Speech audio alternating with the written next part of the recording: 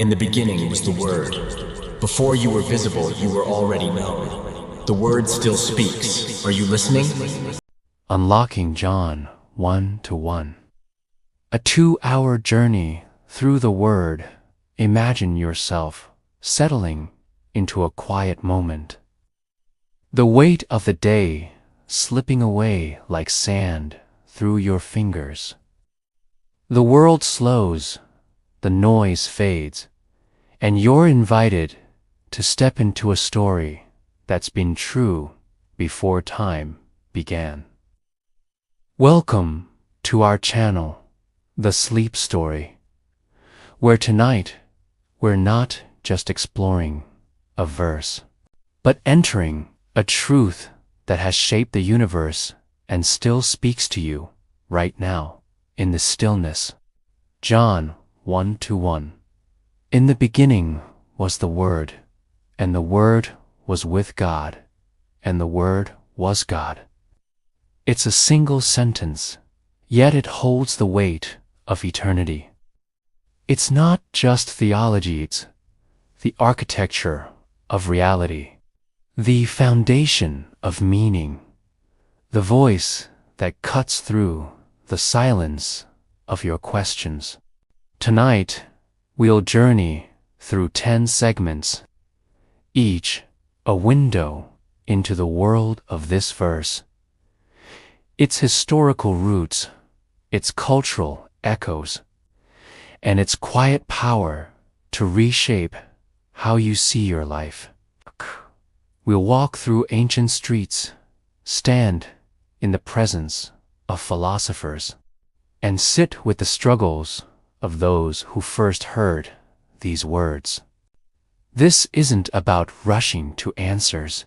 It's about letting the rhythm of history, faith, and truth carry you gently toward rest. So, find a comfortable place. Let your shoulders relax, and allow yourself to be drawn into a story that began before the stars were lit. Let's begin.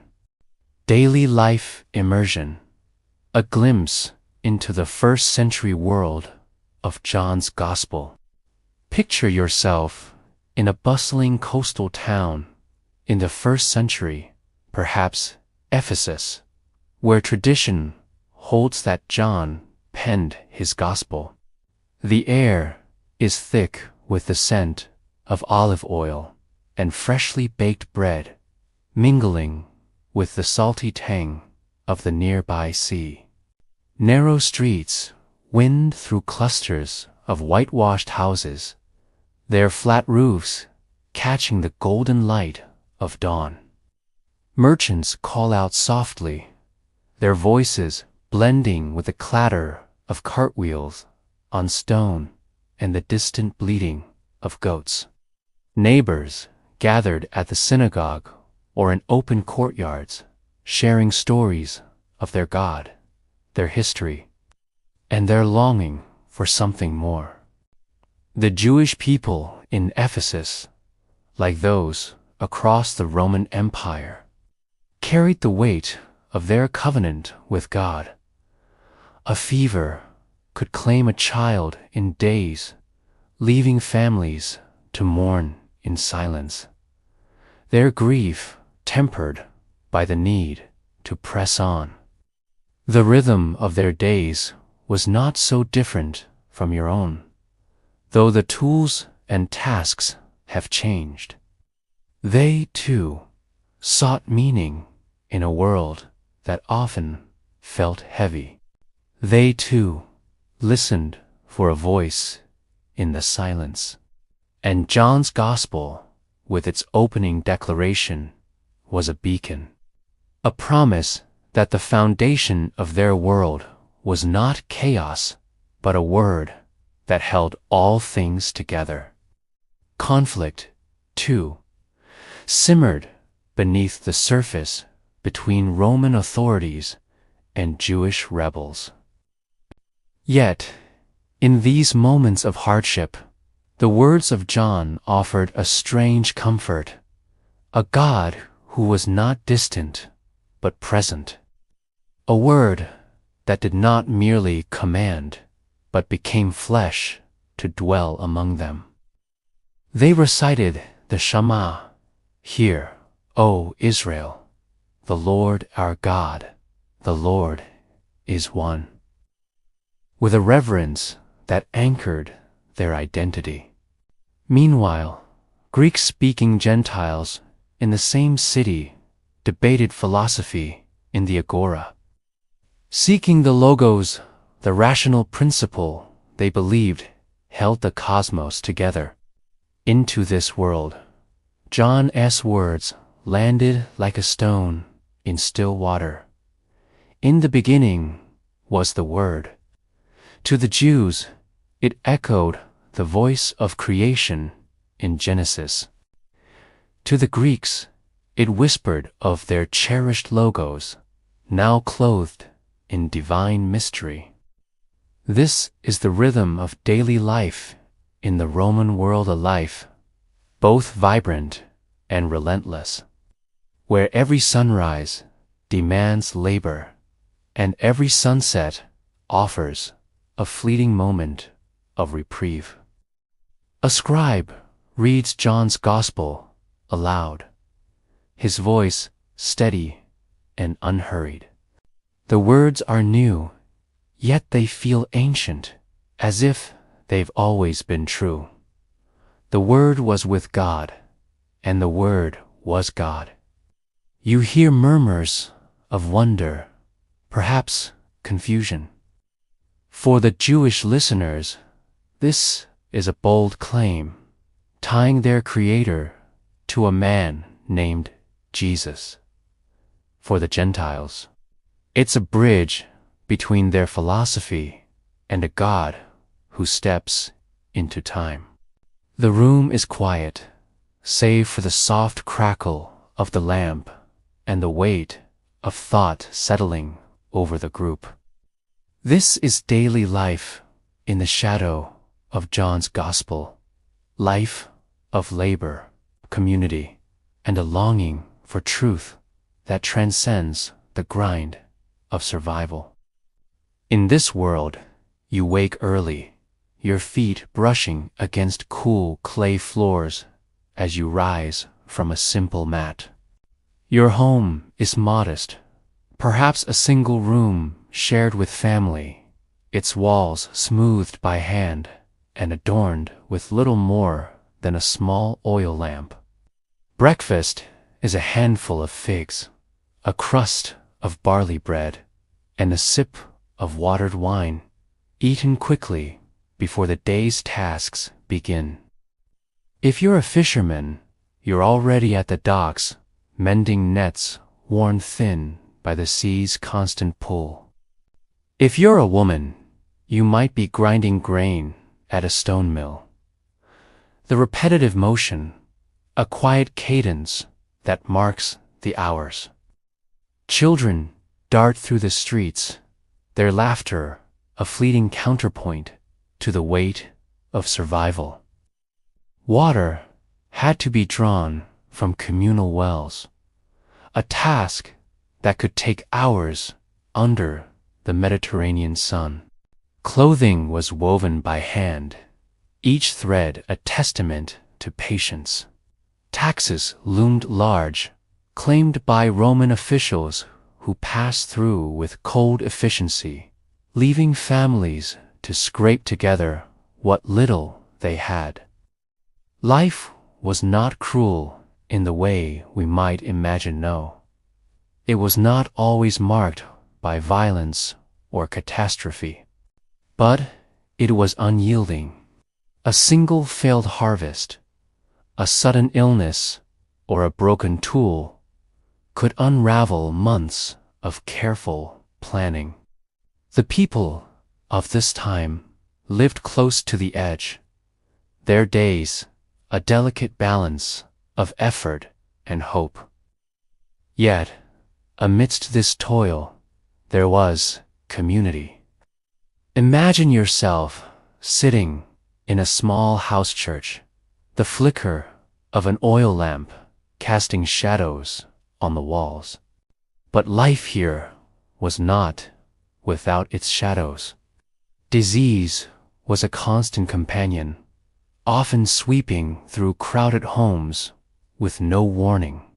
As you walk these streets in your mind, feel the weight of their lives, their hopes, their struggles, their quiet faith. Biography: the life of John, the beloved disciple.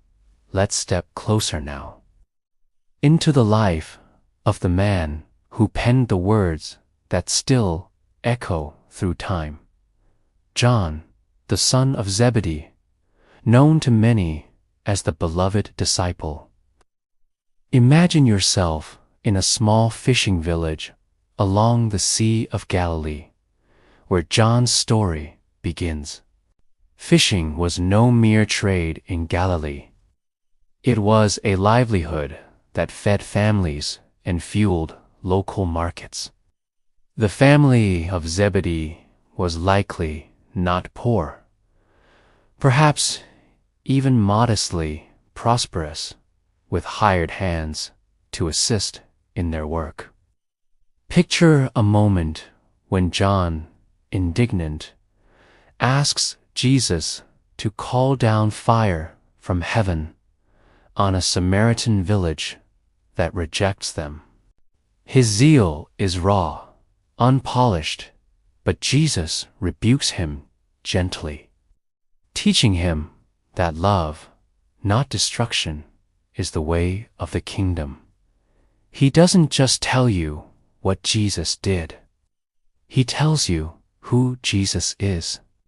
Outside, the world moves on. Merchants barter, children laugh, soldiers march. But here, in this quiet act of writing, John bridges heaven and earth. His words are not just for his time, but for yours. A reminder that the rhythm of your life, too, can be anchored in the eternal.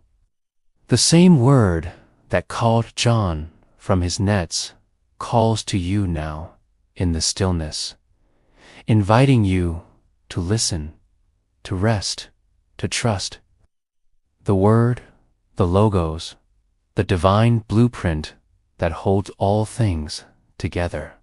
For John, this is personal. He's seen the word walk, speak, weep, and die. He's seen him rise.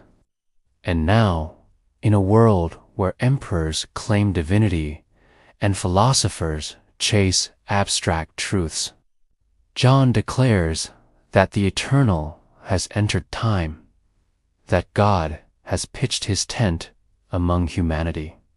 His life, from Galilean fisherman to exiled apostle, is a testament to this truth, a truth he offers not to excite, but to anchor.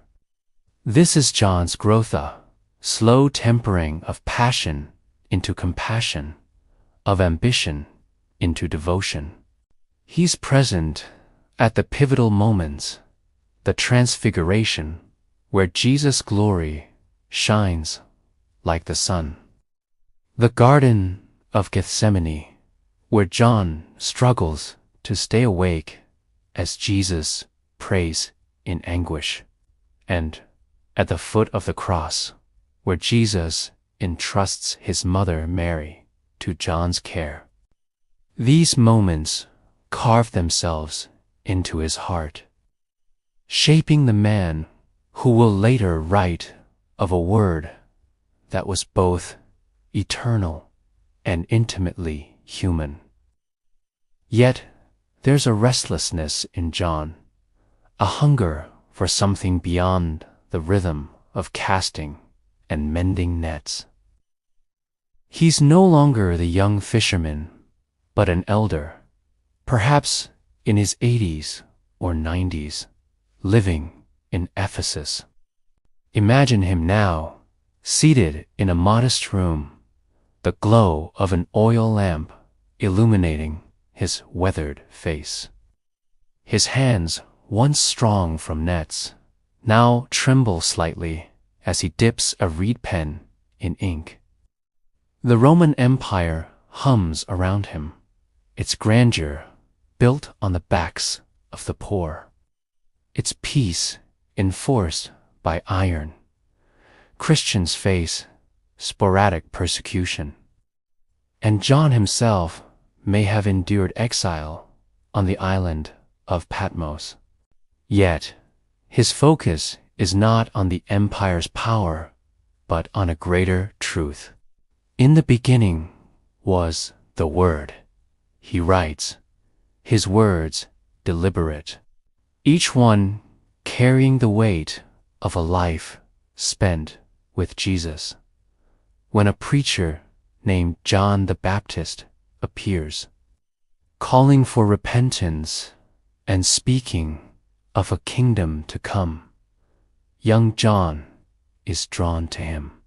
Picture him standing on the riverbank, the Jordan's currents swirling around his feet, listening as the Baptist's voice cuts through the crowd. Behold, the Lamb of God. These words, pointing to Jesus, change everything. The air carries the sharp scent of fish and damp nets. The water lapping gently against wooden boats, bobbing in the early morning mist. John is young, perhaps in his late teens. His hands already calloused from years of hauling nets alongside his brother James and their father. Theirs is a life tied to the sea, where days begin before dawn and end with the ache of labor in their bones. John's world is one of routine, but not without ambition. John becomes one of the first to follow Jesus, leaving his net behind with a decisiveness that speaks of both youth and conviction. Imagine the scene. The boat left half-tended, the waves lapping at its hull. As John steps onto a path he cannot yet fully understand, he walks with Jesus through dusty Galilean villages, witnessing miracles that defy reason. A blind man seeing, a lame man walking, a storm stilled with a word. John's life becomes one of constant motion, yet there's a stillness in his presence, a quiet attentiveness. He's often at Jesus' side, listening, observing, absorbing the teachings that will later shape his gospel. But John's journey is not without its struggles. He's fiery, nicknamed a son of thunder by Jesus. Alongside his brother James, by the time John writes his gospel, decades have passed. John's gospel is different from the others, less a chronicle of events, more a meditation on meaning. As you linger in this moment, imagine John pausing, his pen hovering over the parchment. Mystery, the enigma of the logos in John 1:1. Let's pause now and step into a mystery, one that has captivated minds for centuries. Picture yourself in a quiet corner of an ancient library in Ephesus. Shelves lined with scrolls, the air heavy with the scent of aged parchment and wax. The year is late in the 1st century, their ink barely dry. Picture a synagogue, its walls echoing with a cadence of Hebrew prayers. Imagine yourself sitting among those early listeners, your mind turning over these words like a smooth stone in your hand. The Word is distinct from God, yet one with Him. It's a relationship, a unity, a dance of intimacy that defies simple explanation. John doesn't resolve the tension. He invites you to sit with it, to let it settle into your soul. For the early Christians, this was not just theology, was a lifeline. In a world where emperors claimed divinity and philosophers sought truth in abstraction, John's logos offered a God who was both infinite and near, both creator and companion. To them, the Word was the voice of God in creation, the breath that spoke, "Let there be light," and brought the world into being. Some, like the Gnostics, twisted John's words, claiming the Logos was a spiritual emanation, separate from the physical world. Others struggled to reconcile a God who was one with a man who suffered and died. The mystery of the Logos is not meant to overwhelm you, but to anchor you. It's a truth that doesn't demand you solve it, but that you trust it, letting its depth carry you toward peace. The same Word that baffled philosophers and comforted the weary is with you now. In this moment, inviting you to breathe, to listen, to rest. These tensions gave rise to councils, creeds, and centuries of reflection. Yet, John's words remained a cornerstone, unshaken. They spoke of a truth that was not meant to be fully grasped, but to be entered. Like a river, you wade into slowly, feeling its current pull you deeper. It was the Torah, the law given to Moses, the divine will inscribed in sacred texts. Imagine the rhythm of your dazier work, your worries, your quiet moments of doubt. What if the same Word that ordered the stars orders your life, not as a distant force, but as a presence that knows your name? The Logos is the foundation beneath your chaos, the clarity in your confusion. It's the voice that speaks when the world grows silent, whispering purpose where you feel lost. John's mystery invites you to rest in this truth. The Word that began all things is still speaking, still creating, still holding you together.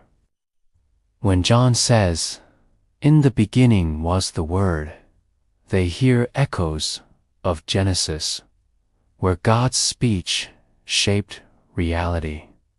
But John goes further.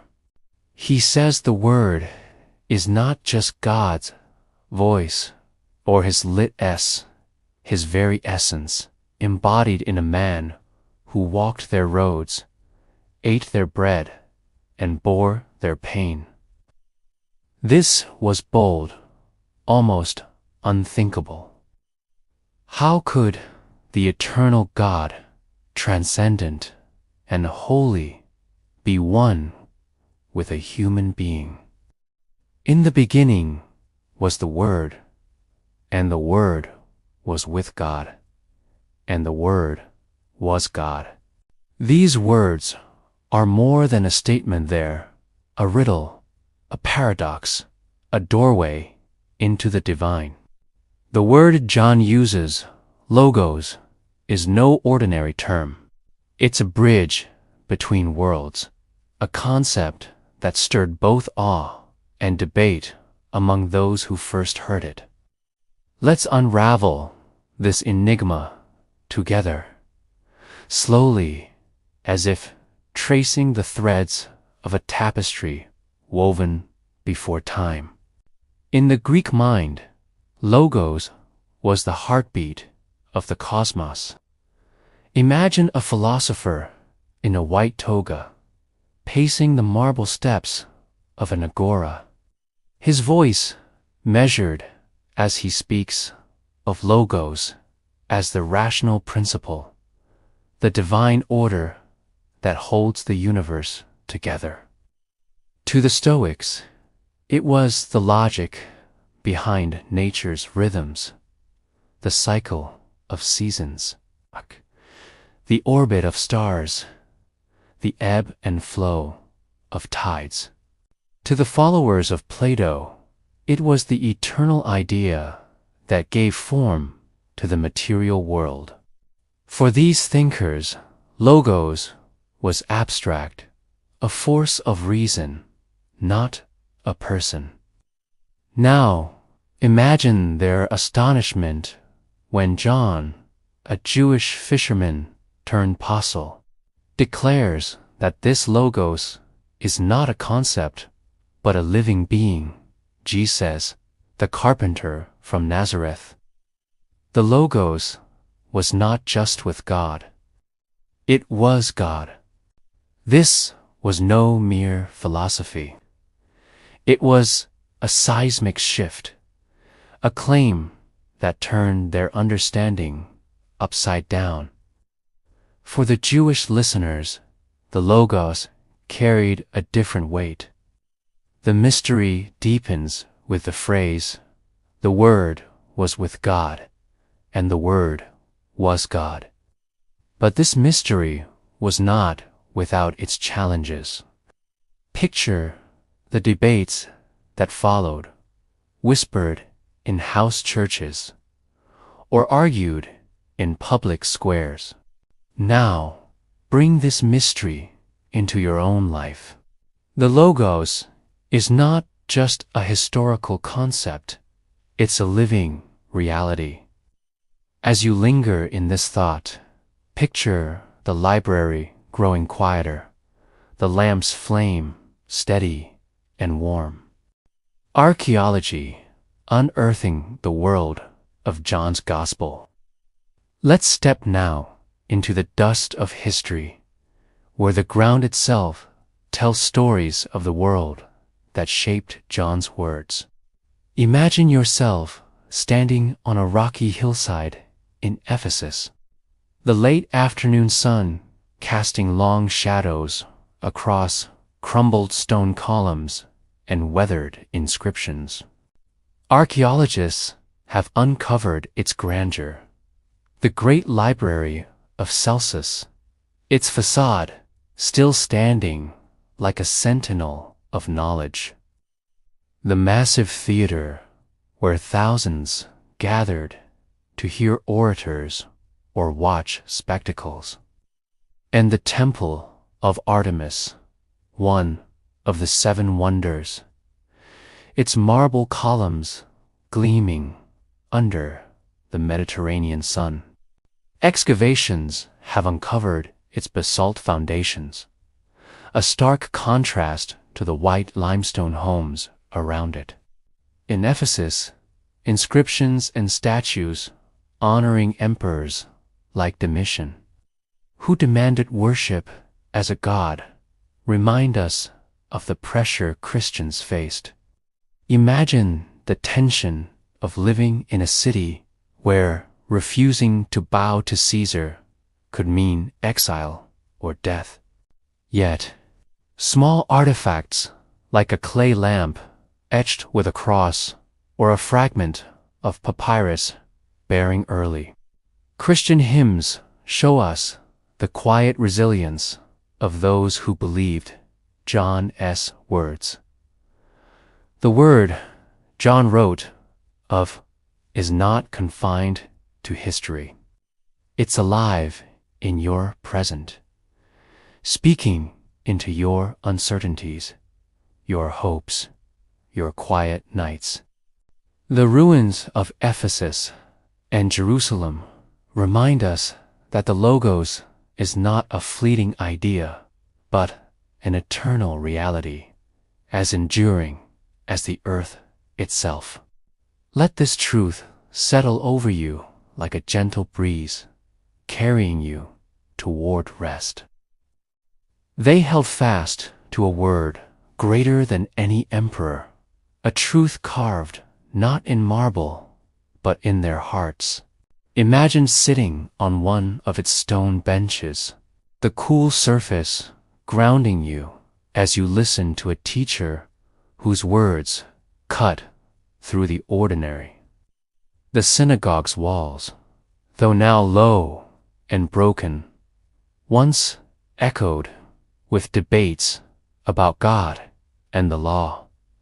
John's Logos, the word that was God, resonated in places like this, where people wrestled with questions of meaning and eternity.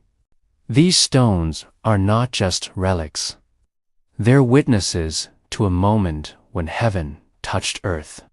These ruins tell us of a city where ideas clash: Greek philosophy, Roman power, Jewish tradition, and the emerging Christian faith.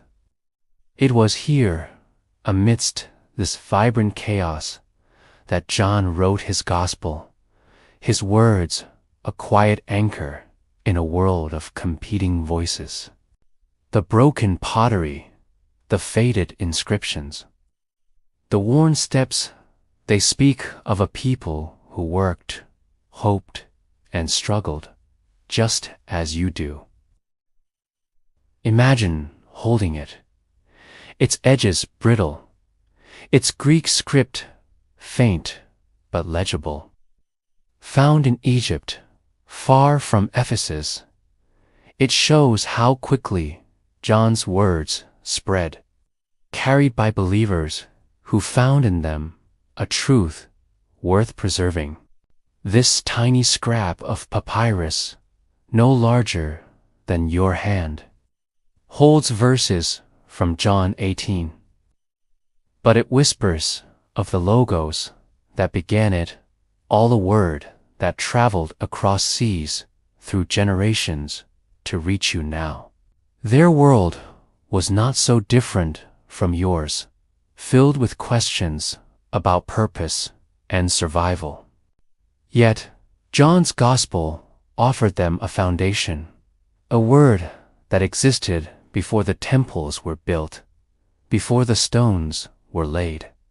It's a truth that outlasts empires, a voice that speaks even through the dust of centuries. The air carries the faint scent of dry earth and wild time, and all around you are the remnants of a city that once buzzed with life. Imagine standing at its edge in Jerusalem, where excavations in the 19th century revealed a double pool surrounded by 5 porticos, just as John described.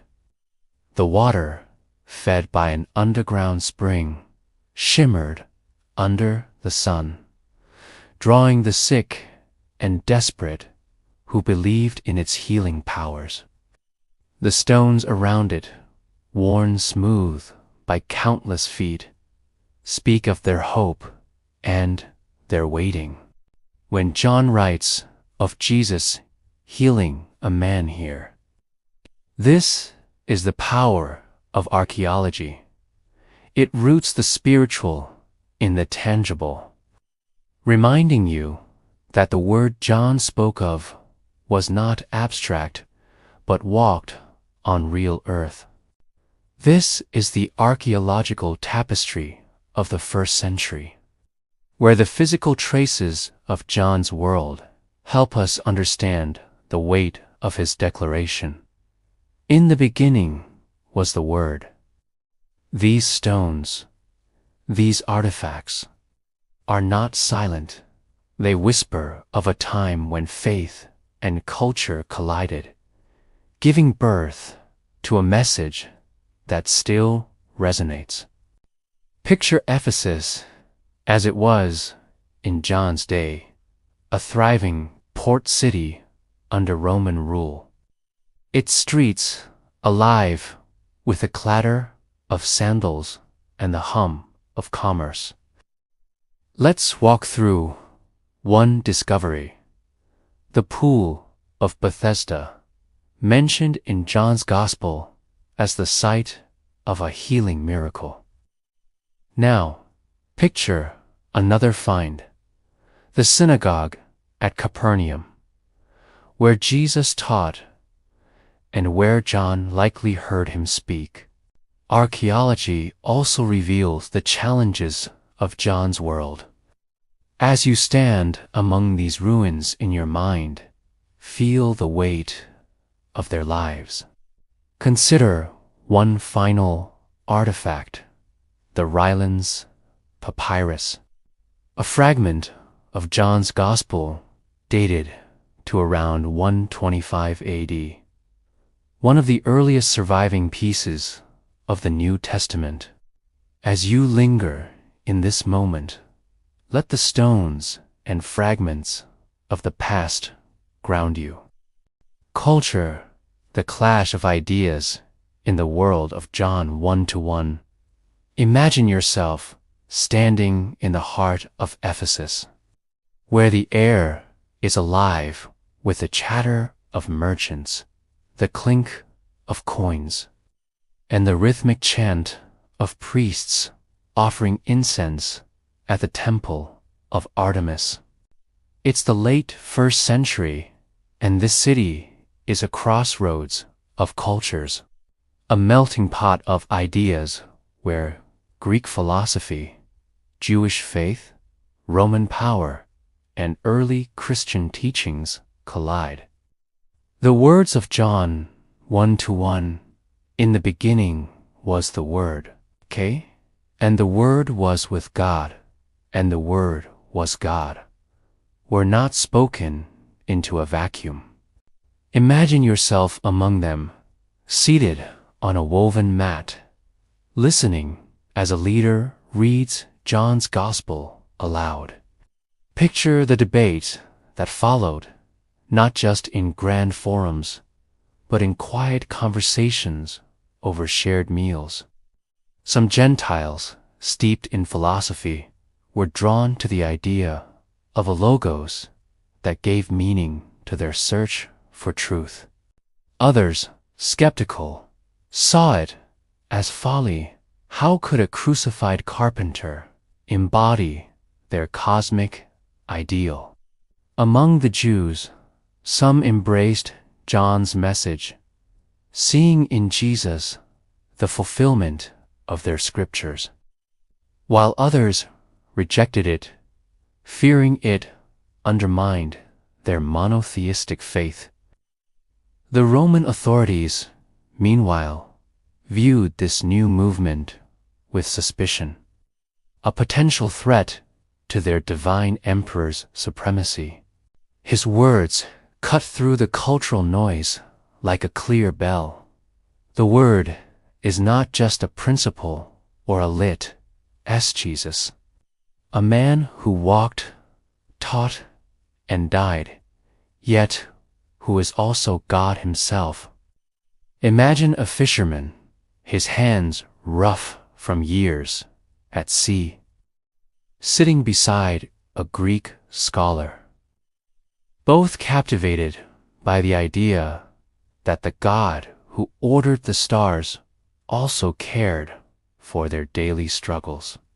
The Word was not a distant concept, but a presence that entered their world, sharing their bread, their pain, their hopes. This was revolutionary, a God who didn't demand worship from afar, but dwelt among them. As John would later write, the Word became flesh and made his dwelling among us. To the Greeks, This is Shikoya, divine logos clothed in flesh. To the Jews, it's audacious, even heretical. How can a man be equated with the eternal God? Yet, John's message resonates, offering a bridge between these worlds. The Logos is both the Jewish word of creation and the Greek principle of order, but it's personal, relational, present. They landed in a world teeming with competing voices, each claiming to hold the key to truth. Let's step into this cultural tapestry, where the Logos became a revolutionary declaration, reshaping how people understood the divine and their place in the world. Picture the agora, the bustling marketplace at the city's center. Think of your world, the noise of competing ideas, the search for meaning in a sea of information, the pressure to conform or succeed. The Logos still speaks into this chaos, offering not just answers, but a foundation. It's a truth that doesn't compete with the noise, but transcends it, inviting you to rest in a reality greater than the moment. As you sit with this thought, picture the agora growing quieter, the voices fading, leaving only the steady rhythm of your breath and the whisper of a word that holds all things together. Merchants from across the Roman Empire hawk their wear silks from the east, olives from Crete, pottery from local kilns. Jewish families gather, their voices low and reverent, reciting the Shema or reading from the Torah scrolls. For them, the Word is God's creative voice, the command that shaped the heavens and earth. Their faith is rooted in a covenant with a God who is one, holy, and transcendent, yet who speaks through prophets and law. But tensions simmer. Living under Roman rule, they navigate a delicate balance, preserving their traditions while facing pressure to assimilate. Some whisper of a Messiah, a deliverer, who will restore their nation. The air carries the warm aroma of fresh bread, the tang of fish, and the faint smoke of sacrificial altars. Here, ideas are traded as freely as goods. Greek philosophers, their robes, slightly dusty from travel, debate the nature of the cosmos. Some speak of the Stoic Logos, the rational order that governs the universe, a force impersonal yet eternal. Others, followers of Plato, argue for a world of ideal forms where truth exists beyond the physical. These discussions are not abstract, they are the pulse of a culture searching for meaning, a framework to make sense of life's fleeting joys and constant struggles. Now, shift your gaze to a quieter corner of the city, where a small synagogue hums with the recitation of Hebrew scriptures. Into this world steps the early Christian community, small but growing, meeting in homes lit by flickering oil lamps. This cultural clash shaped how John's words were received. Yet, amidst this tension, the Logos offered a unifying hope. The culture of John's time, with its blend of philosophy, faith, and power, mirrors our own in subtle ways. Social life, community, and connection in the shadow of the logos. Let's step into the heart of a first-century community, where the rhythm of daily life was woven together by shared moments and quiet bonds. Picture yourself in a modest courtyard in Ephesus. The evening air cooling as families and neighbors gather around a low table. The scent of roasted fish and warm bread fills the space, mingling with the soft glow of oil lamps, casting flickering shadows on whitewashed walls. This is the social world of John's time, where people lived not in isolation, but in close-knit networks. Imagine a festival in honor of Artemis, the streets alive with processions, music, and the clatter of offerings at her temple. People gathered in the agora or at lavish banquets in wealthier homes, where philosophers might debate the logos as a cosmic principle while sipping diluted wine. Imagine the whispers of doubt when persecution intensified, when neighbors turned suspicious, or when Roman officials demanded loyalty to Caesar. Their world, like yours, was one of connection and struggle, of moments that grounded them and challenges that tested them.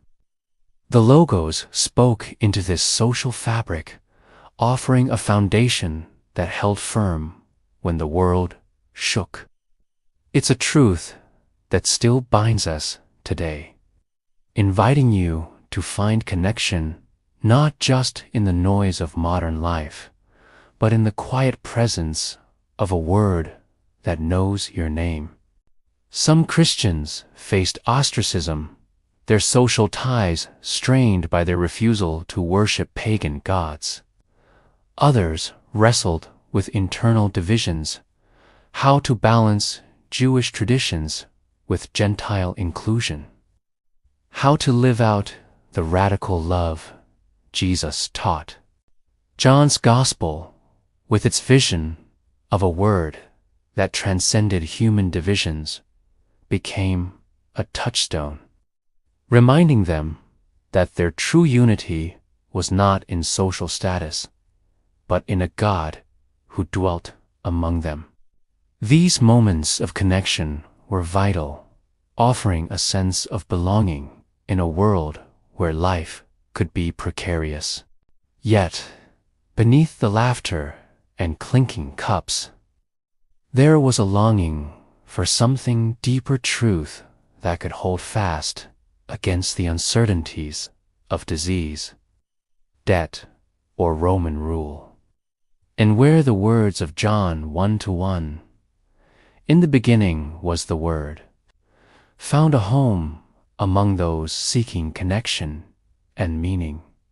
Picture a house church, perhaps in the home of a fisherman or a merchant, where diverse group Jews, Greeks, slaves, and free sat together on woven mats.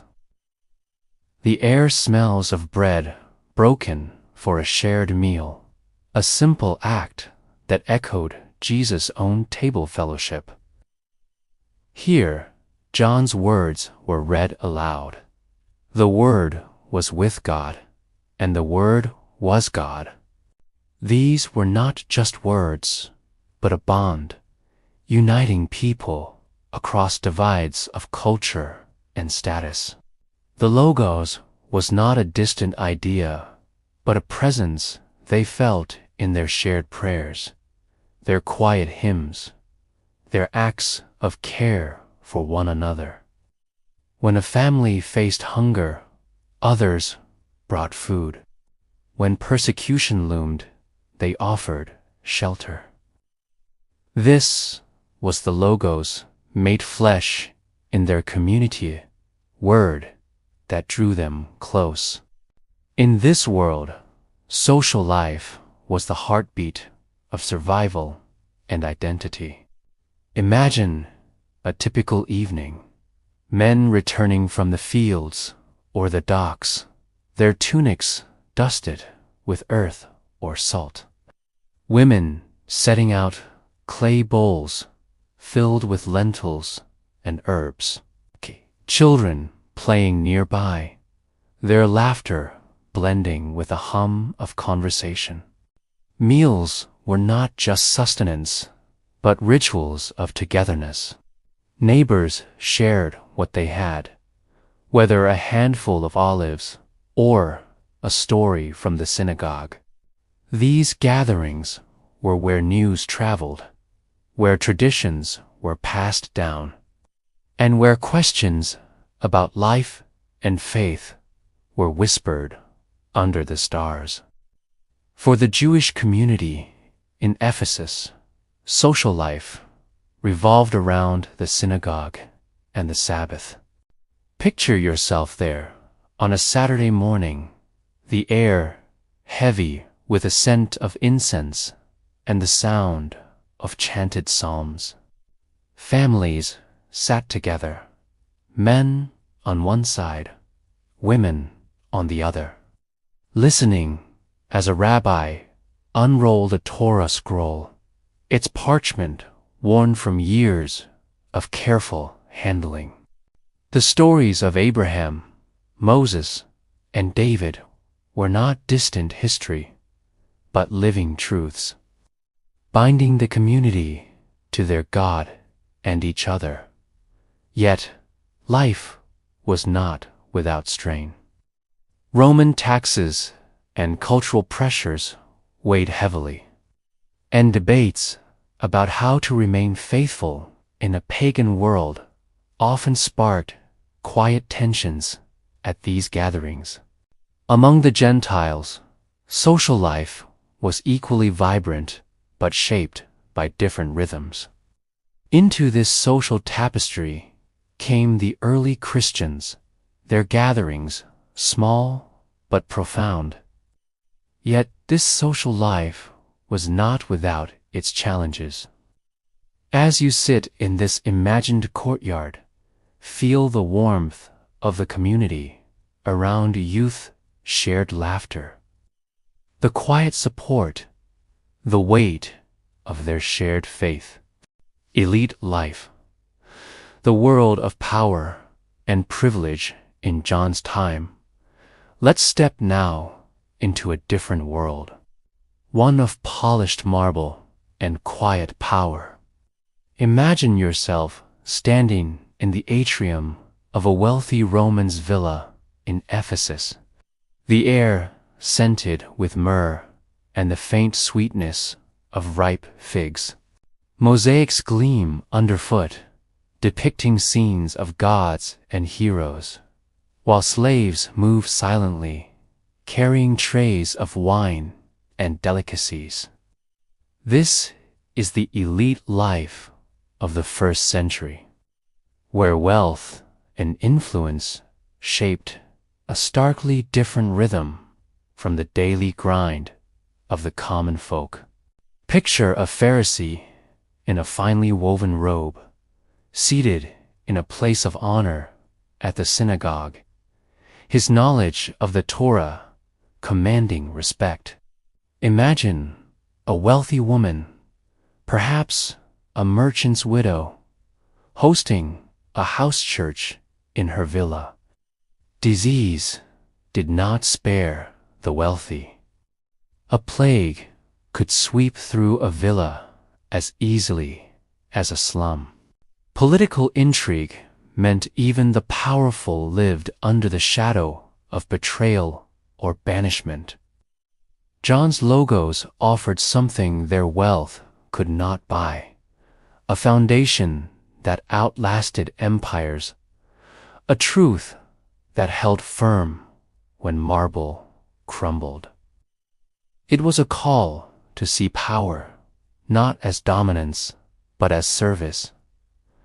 Not as a throne, but as a table where all were welcome. Her status grants her influence, but her faith puts her at risk. She hears John's Gospel read aloud, its words a quiet rebellion against the empire's claims. The Word was not Caesar, not philosophy, not tradition. It was Jesus, who humbled himself to serve. Her wealth, once a symbol of security, becomes a tool to feed the poor and shelter the persecuted. The Logos redefines her privilege, turning it from self-preservation to self-giving. Their authority came from tradition, from upholding the law in a world under Roman occupation. Yet they faced constant tension, balancing strict adherence to Jewish customs with the need to navigate Roman rule. John's words, tying the Word to a crucified Nazarene, were a direct challenge to their carefully guarded status. To accept Jesus as the Logos meant rethinking everything: power, piety, and their place in God's plan. As John wrote, "In the beginning was the Word." His words reached not only fishermen and merchants, but also those at the top of society's ladder, challenging their assumptions about power and purpose. Picture the elite of Ephesus: Roman officials, wealthy merchants, and local aristocrats.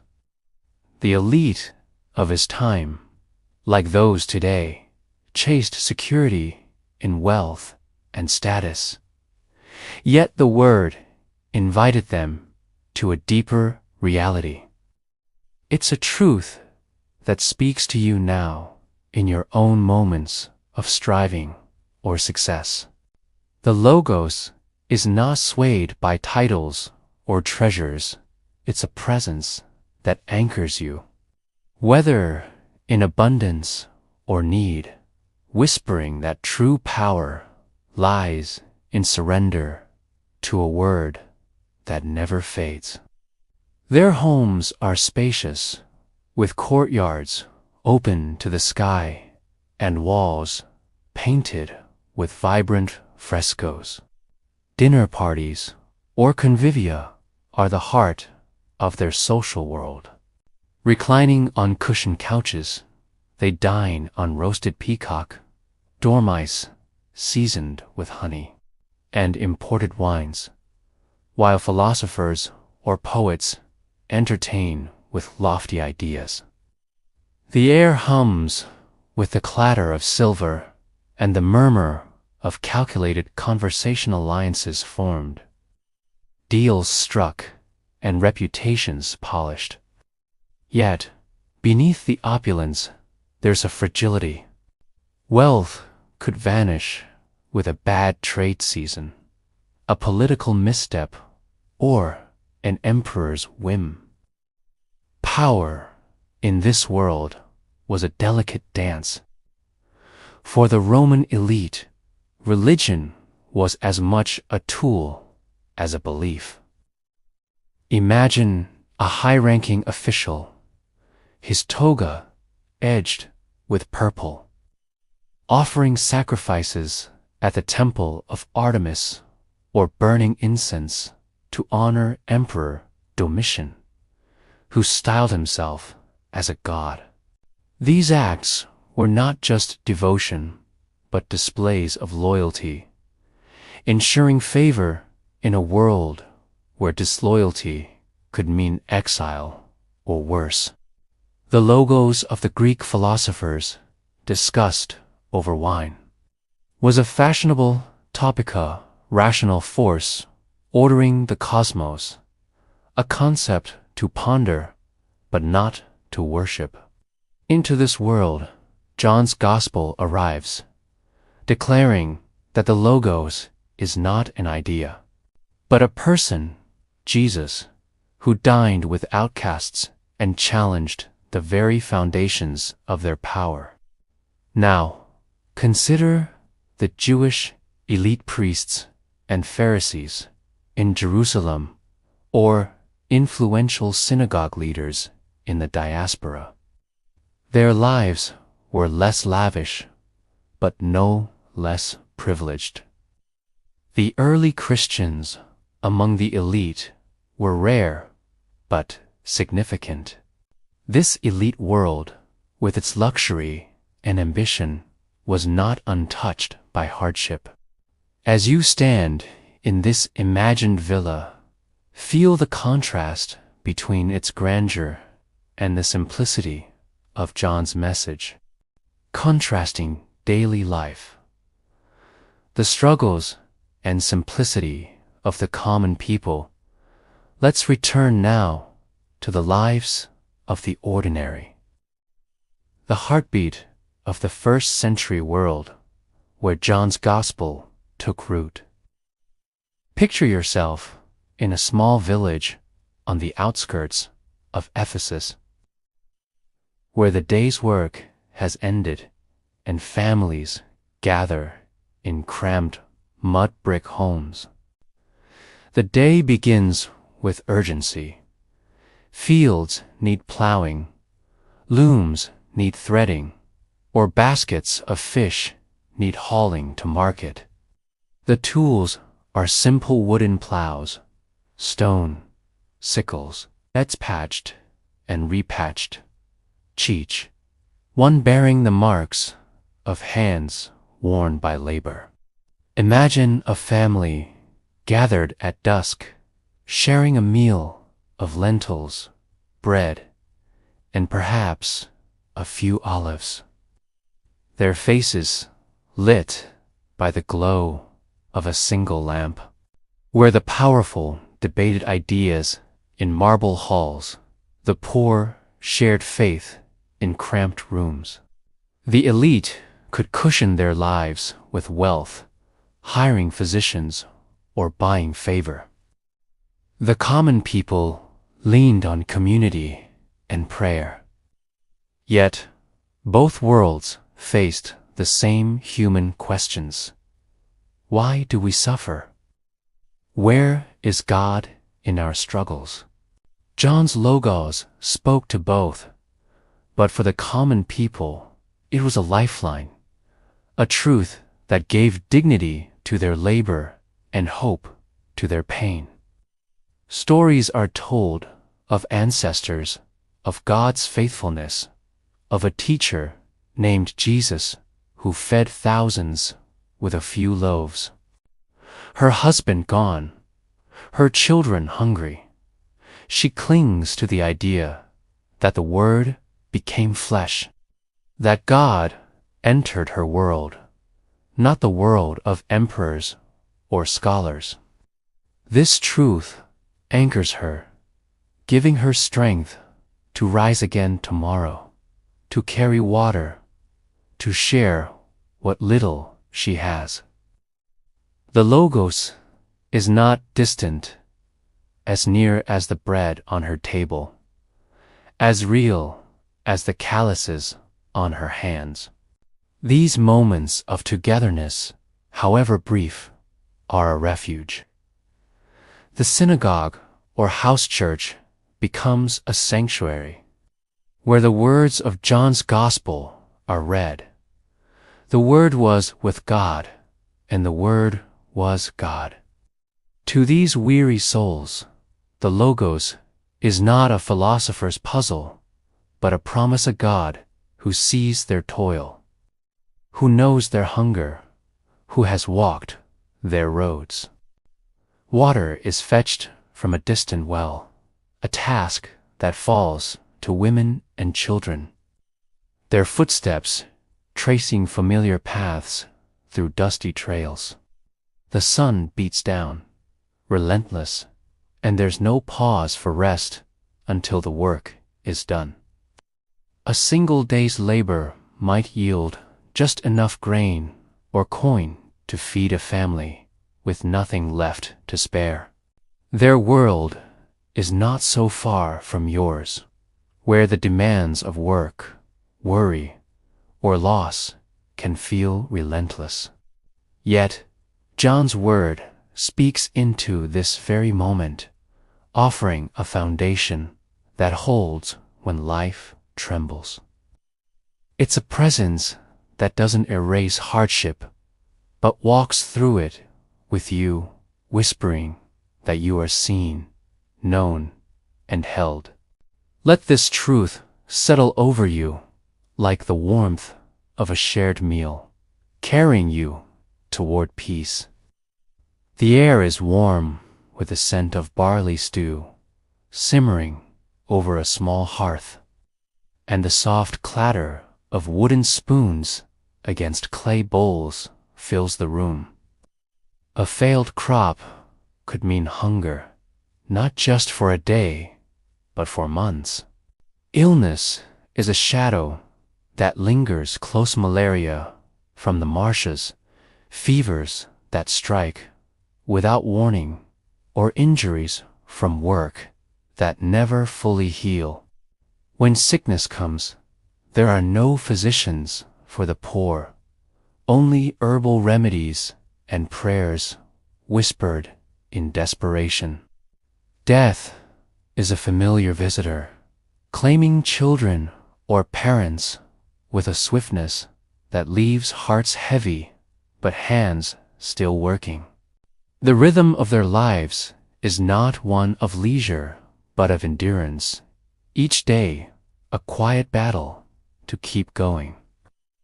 This is the daily life of the common people, farmers, weavers, laborers whose existence was a constant dance between survival and hope.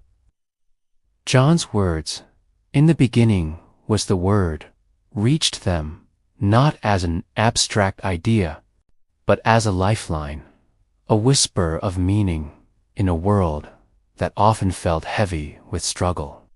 Imagine waking at dawn, your body stiff from sleeping on a thin mat spread across a dirt floor. Life here is fragile, threaded with uncertainties. Picture a farmer scanning the sky, his brow furrowed, praying for rain that might not come. Yet, amidst this hardship, there's a simplicity that binds them.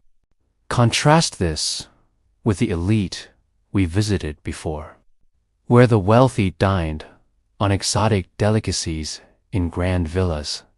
The common folk made do with what the land provided. Picture a widow, her hands rough from weaving, sitting in a house church as John's words are read. As you rest in this scene, feel the weight of their lives, their simplicity, their quiet faith. Event, the crucifixion, and the Word made flesh. Let's step now into a moment that reshapes everything: the crucifixion of Jesus, the event that gives flesh to John's declaration. In the beginning was the Word, and the Word was with God, and the Word was God. Imagine yourself on a rocky hill outside Jerusalem, the sky heavy with clouds, the air thick with dust, and the murmurs of a gathered crowd. It's a spring day in the early 30s AD, and the world feels suspended as if holding its breath. The Logos, the eternal Word, is not a distant idea, but a man nailed to a cross, his life poured out for humanity. This is where John's Gospel finds its heart, where the mystery of the Word becomes achingly real. The air carries the weight of their confusion, their fear of Roman reprisals, their grief over a teacher they loved. Yet, even here, the word is not silent. It's present in the promise of resurrection, in the quiet assurance that this is not the end. John's Gospel, written decades later, reflects this truth. The Logos does not flee from suffering, but enters it, transforming it into a pathway to life. Picture the scene. Golgotha, the place of the skull, a barren outcrop where Roman executions are carried out. Imagine the weight of your own struggles moments when life feels heavy, when hope seems distant. The cross stands as a reminder that the Logos is not just the beginning of creation, but the foundation of redemption. It's a truth that holds you steady, even when the world shakes. The Word became flesh, faced the worst of humanity, and emerged victorious, inviting you to rest in a love that endures beyond the grave. The crucifixion reminds you that the Word is not a stranger to your pain. It's a presence that has walked through betrayal, exhaustion, and loss, not to judge you, but to carry you. John's Logos is not a distant deity, but a Savior who knows the texture of human suffering, who meets you in your quiet nights and whispered prayers. His sacrifice on the cross is a testament that no darkness can overcome the Word, not then, not now. The ground is hard, stained with the weight of countless lives ended here. 3 crosses stand against the gray sky, but your eyes are drawn to the central figure Jesus, his body bruised and weary, his breath shallow. The crowd is a mix of mourners, soldiers, and curious onlookers. You hear the soft weeping of women, the jeers of a few, and the clatter of dice as soldiers gamble for his cloak. The scent of sweat and blood lingers, but it's not the violence that grips you, it's the weight of the moment, the sense that something eternal is unfolding.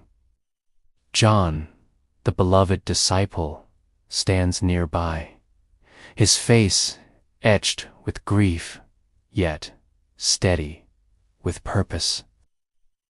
He's one of the few who remain, entrusted by Jesus to care for his mother, Mary, who weeps at the cross's base.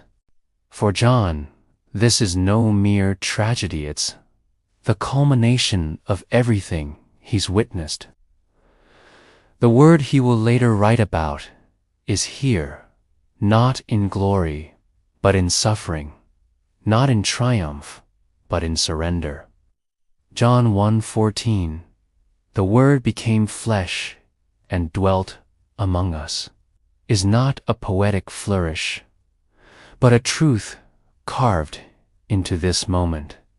The Logos, the divine blueprint of creation, has entered humanity's pain, bearing its weight on splintered wood. The crucifixion is not just an event, it's a revelation. Imagine the Roman centurion, his armor glinting faintly, watching as Jesus breathes his last. The earth trembles, the sky darkens, and he mutters, "Surely this man was the Son of God. Even in this moment of apparent defeat, the Word speaks, piercing the hardness of a soldier's heart. For the Jewish onlookers, the scene is jarring. How can the Messiah, the promised deliverer, die like a criminal? Yet, for those who believe, like John, this is the Logos fulfilling its purpose, not to conquer through force, but to redeem through love, to bridge heaven and earth through sacrifice. The hardships of this moment are undeniable. Picture the disciples, scattered and afraid, their hopes seemingly shattered. Now, bring this moment closer to your own heart. As you linger in this scene, let the stillness of Golgotha settle over you. Daily life application, living with the Logos today. Now, let's bring the journey home into the rhythm of your own life. Imagine yourself in a quiet moment, perhaps at dawn, the world still hushed. A cup of coffee warming your hands, or at night, the glow of a lamp casting soft light across your room. The words of John 1:1. In the beginning was the Word, and the Word was with God, and the Word was God, are not locked in the past in ancient cities or dusty scrolls. Instead of reacting from fear, you whisper a quiet prayer, anchoring yourself in the Word that orders all things. Like the fishermen and widows of Ephesus, you may face financial strain, health worries, or the quiet ache of feeling unseen. Picture setting aside 5 minutes each morning, not to rush through a checklist, but to sit with the Word. The world offers strategies, but the Word offers clarity. It's the foundation beneath your plans, reminding you that your value is not in outcomes, but in being known by the One who spoke you into existence. When doubt whispers, "You're not enough," the Logos declares, "You were created with purpose." This truth steadies you, whether you're building a business, raising a family, or simply seeking rest. Read a verse, perhaps John 1:1, and ask, "What are you saying to me today?" Journal a single thought that stirs you. Speak a truth over your day. My life is held by the Word that never fails. These are not grand gestures, but quiet anchors, like stones placed carefully in a stream, guiding its flow. Over time, they reshape your perspective, your decisions, your peace. The Logos doesn't erase these realities, but it reframes them. Imagine a night when sleep eludes you, your mind racing with what-ifs. The Logos is not a doctrine to study, but a presence to carry. It's in the way you choose patience over frustration, hope over despair, trust over control. John's words, written in a world of struggle and faith, are for you now, inviting you to live not from chaos, but from a center that holds. Let this truth settle over you like a warm blanket on a cool night, whispering that the Word is with you, always guiding you toward peace. Instead of spiraling, you recall John's words, The Word was with God, present before your fears were born. This truth becomes a lifeline, a reason to breathe deeply, to trust that you are not alone. The Logos is not a distant idea, but a companion, walking with you through the ordinary and the overwhelming.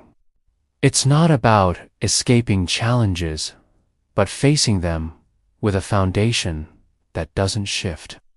Or imagine a moment of conflict, strained conversation with a loved one.